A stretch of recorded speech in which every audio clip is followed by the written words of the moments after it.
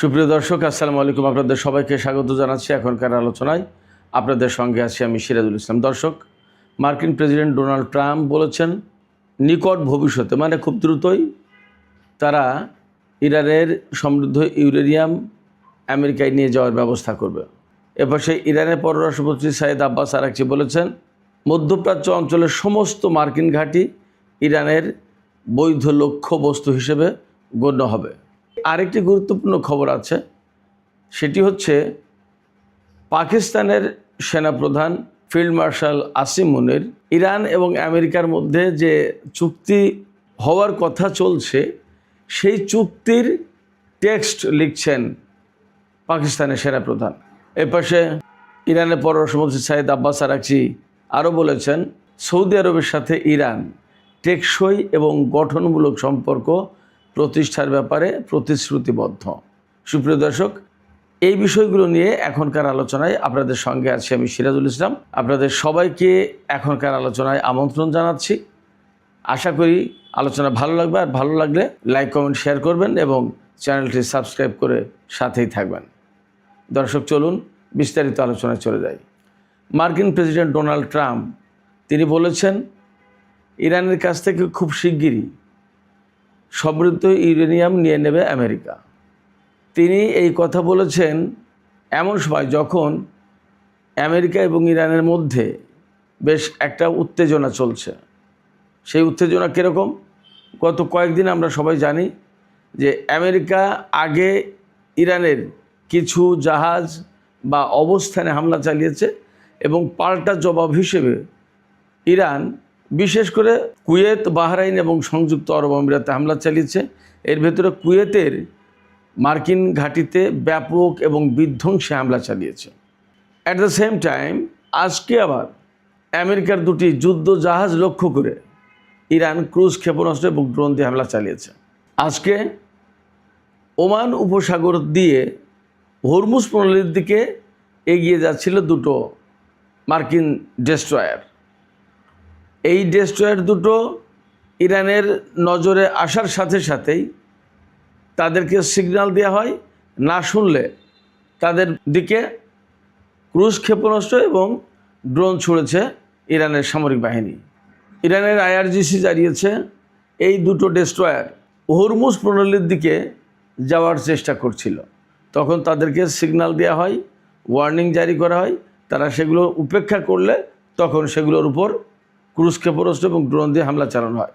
এই হামলার পরপরই মার্কিন জাহাজ দুটি পালিয়ে চলে যায় এবং তারা ওমান সাগর না, তারা সরাসরি ভারত মহাসাগরে চলে যায় পালিয়ে। আমি এই কথা বললাম এই কারণে যে মার্কিন প্রেসিডেন্ট যখন বলছেন যে ইরানের কাছ থেকে তারা সমৃদ্ধ ইউরেনিয়াম নিয়ে নেবে এবং খুব শিগগিরই সেটা হবে, তখন ইরান কিন্তু একের পর এক আমেরিকাকে একরকম বলা যায় যে নাস্তানাবুদ করে চলেছে।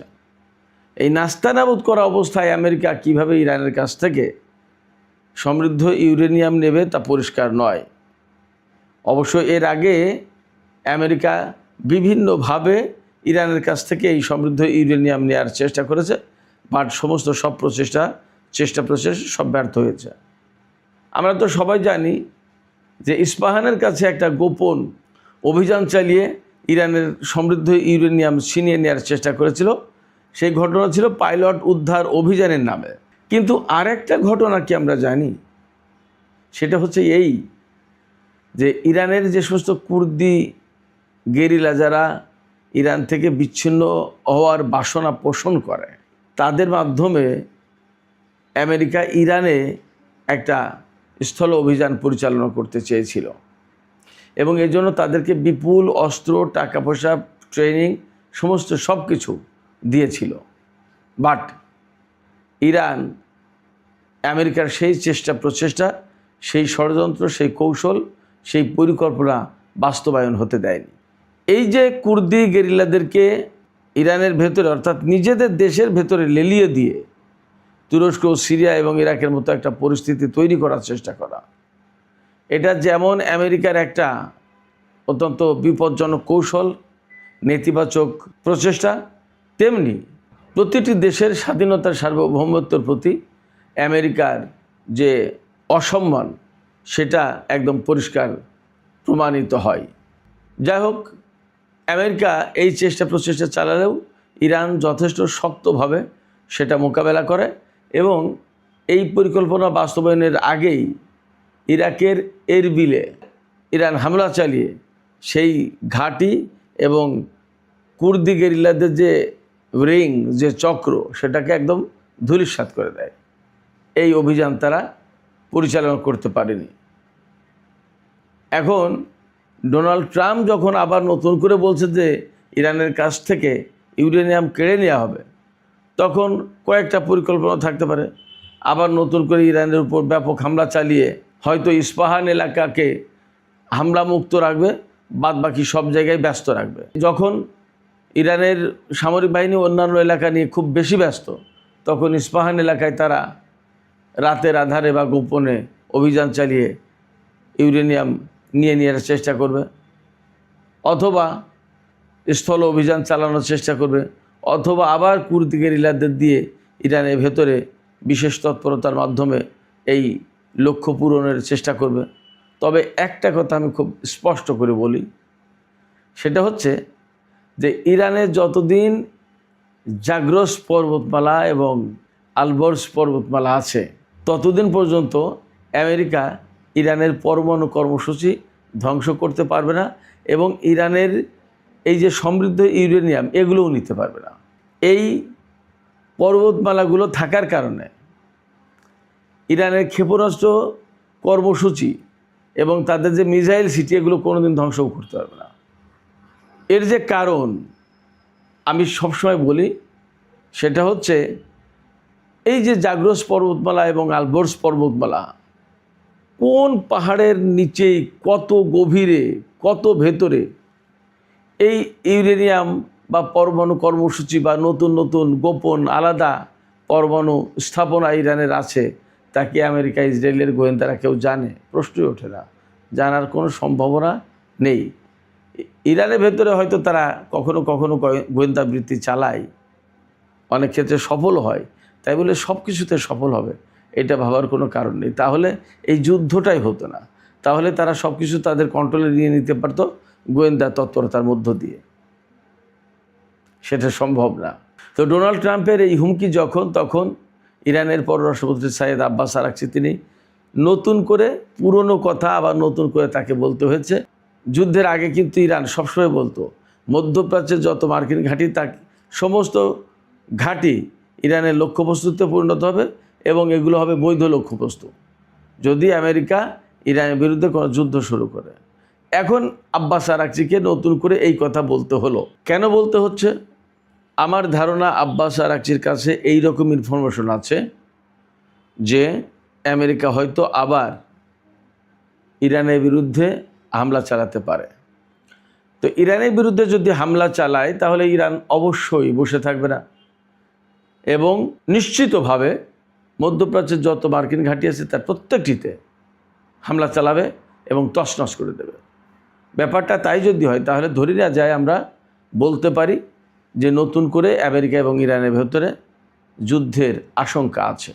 এটা একটা আলোচনা। অবশ্যই ভিন্ন আলোচনাও আছে যে ডোনাল্ড ট্রাম্প এরকম নানা ধরনের হুমকি ধমকি দিচ্ছে, নানা ধরনের আশার বাণী শোনাচ্ছে, নানান ধরনের পজিটিভ বক্তব্যও তিনি দিচ্ছেন। যেমন তিনি এই কালকেই তো তিনি বলেছেন যে ইরানের সাথে আগামী সপ্তাহের ভেতরে হয়তো একটা চুক্তি হয়ে যাবে। তো ইরানের সাথে যদি চুক্তি হয়ে যায়, তাহলে ইরানের কাছ থেকে ইউরেনিয়াম ছিনিয়ে নেওয়ার প্রশ্ন আসে কেন? এ কথা কিন্তু আসে। আবার তিনি বলছেন যে ইরানের সাথে চুক্তি করার ব্যাপারে আমেরিকার কোনো তাড়া নেই। তিনি একবার বলছেন আমরা কোনো না কোনোভাবে ইরানের বিরুদ্ধে জিতব, সেটা কূটনৈতিক উপায়ে হোক আর সামরিক উপায়ে হোক। আবার তিনি নেতানিয়াহুকে বকাবকি করছেন, ধমক দিচ্ছেন, গালিগালাজ করছেন, ইরানের সাথে চুক্তির পথে বাধা বলে তাকে উল্লেখ করছেন। মানে তিনি সব জায়গায় আছেন। আবার তার বিরুদ্ধে যখন যুদ্ধ ক্ষমতা রহিত করা বা সীমিত করা বা বন্ধ করার জন্য আমেরিকার কংগ্রেসে যখন প্রস্তাব পাশ হচ্ছে, তখন প্রস্তাব পাশকারীদেরকে তিনি দেশপ্রেমিক নন বলে আখ্যায়িত করছেন, আনপেট্রিয়টিক ম্যান বলছেন তাদেরকে। তার মানে কি? তার ভেতরে ইরানের বিরুদ্ধে যুদ্ধ করার একটা আকাঙ্ক্ষা থেকে গেছে। আসলে ডোনাল্ড ট্রাম্পের কোনো অবস্থান কারোর কাছে পরিষ্কার না, এবং তিনি আসলে কাউকে কোনো পরিষ্কার হতে দিচ্ছেন না তার অবস্থান সম্পর্কে। তিনি সব কিছু একটা অবস্কিউর অবস্থায় গোলক ধাঁধার ভেতরে রাখতে চাইছেন। তিনি গোলক ধাঁধার ভেতরেই রাখুন, আর যাই করুন না কেন, ফ্যাক্ট হচ্ছে যে ইরানের সাথে যুদ্ধে তার জয়ের সম্ভাবনা আমি আপাতত দেখছি না, এমনকি কূটনীতিতেও না। কারণ কূটনীতি এগিয়ে নিয়ে যাওয়ার মতো প্রজ্ঞাবান মানুষ মার্কিন প্রশাসনে নেই। আর যুদ্ধ করে আমেরিকাকে ইরানের বিরুদ্ধে বিজয়ী করবে সেই রকম প্রযুক্তি এবং সেই রকমের হিম্মত মার্কিন বাহিনীর এখন আর নেই।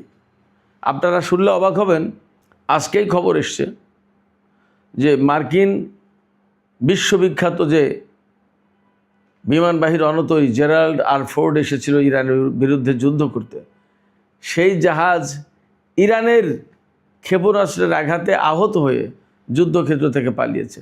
জেরাল্ড আর ফোর্ডের লন্ড্রিতে আগুন লাগার কারণে সেই জাহাজ ক্ষতিগ্রস্ত হয়েছে বলে এর আগে যে সমস্ত খবর দেওয়া হয়েছিল, আসলে সেই খবর বাস্তব নয়। এখন যা খবর বেরোচ্ছে সেটা হচ্ছে ইরানের ক্ষেপণাস্ত্রের আঘাতে সেই জাহাজ ক্ষতবিক্ষত হয়েছে।